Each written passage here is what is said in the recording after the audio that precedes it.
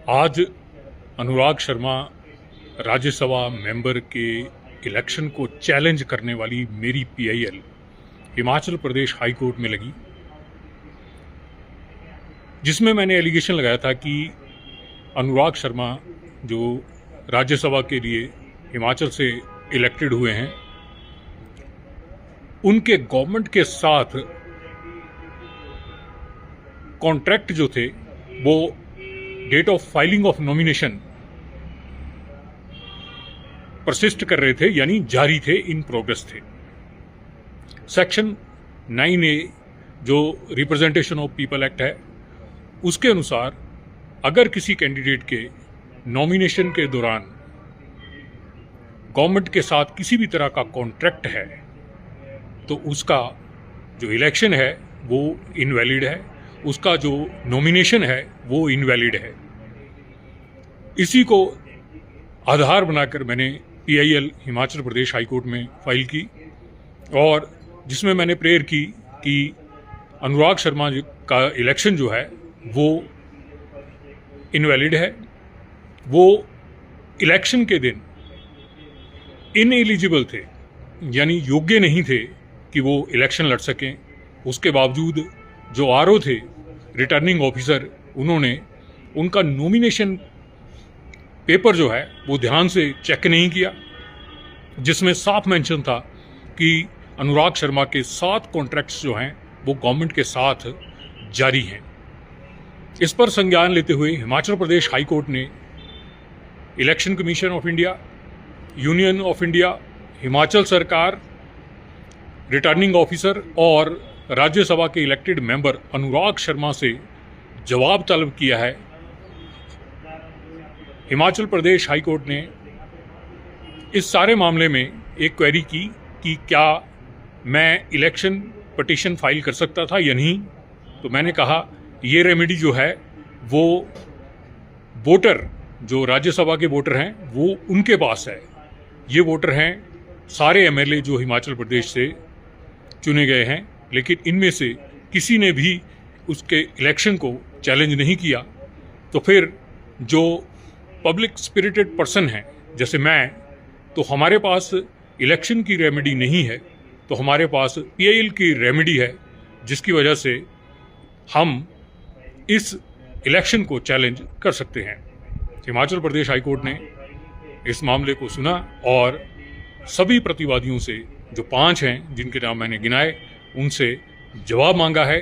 और कानून ये कहता है कि जैसे कि अनुराग शर्मा ने माना है अपने डिक्लेरेशन फॉर्म में एफिडेविट लगाकर कि जिस दिन उन्होंने ये नॉमिनेशन फाइल किया 5 या 6 मार्च को, उनके गवर्नमेंट के साथ जो कॉन्ट्रैक्ट थे वो जारी थे, इन प्रोग्रेस थे, परसिस्ट कर रहे थे। तो ऐसे में ये section 9A representation of people act का वायलेशन है, इसलिए उनका जो इलेक्शन है वो रद्द हो सकता है अगर ये प्रूव हो जाए कि उनके सरकार के साथ कॉन्ट्रैक्ट जो थे नॉमिनेशन फाइल करने के टाइम पर जारी थे। इसमें लग रहा है कि अनुराग शर्मा की जो मुश्किलें हैं वो बढ़ जाएंगी। आगे देखते हैं कि इसमें क्या होता है।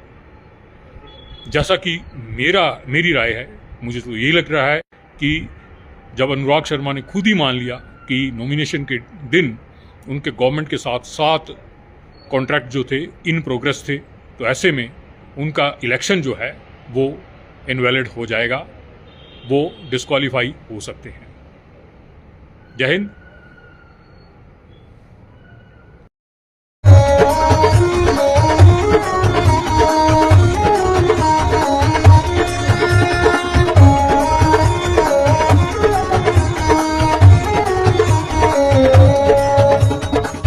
नमस्कार, मैं Alka Bhardwaj, principal Gurukul international school Kunihar. Gurukul हमेशा से मानता है कि हर बच्चा स्पेशल है और उसमें सीखने की अनलिमिटेड पॉसिबिलिटीज हैं। हमारे पास डेडिकेटेड स्टाफ है जो कि बच्चों को सिर्फ बुकिश नॉलेज ही नहीं देते, बल्कि उनके ओवरऑल डेवलपमेंट पे काम करते हैं और मॉडर्न एजुकेशन टेक्नोलॉजीज के साथ बच्चों को पढ़ाते हुए उन्हें संस्कार भी देते हैं।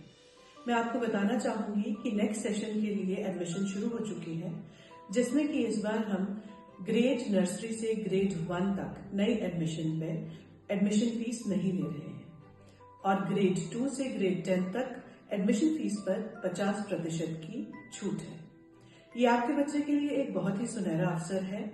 मैं आपसे रिक्वेस्ट करूंगी कि आप आए और एक बार जरूर गुरुकुल इंटरनेशनल स्कूल कुनिहार को विजिट करें। धन्यवाद।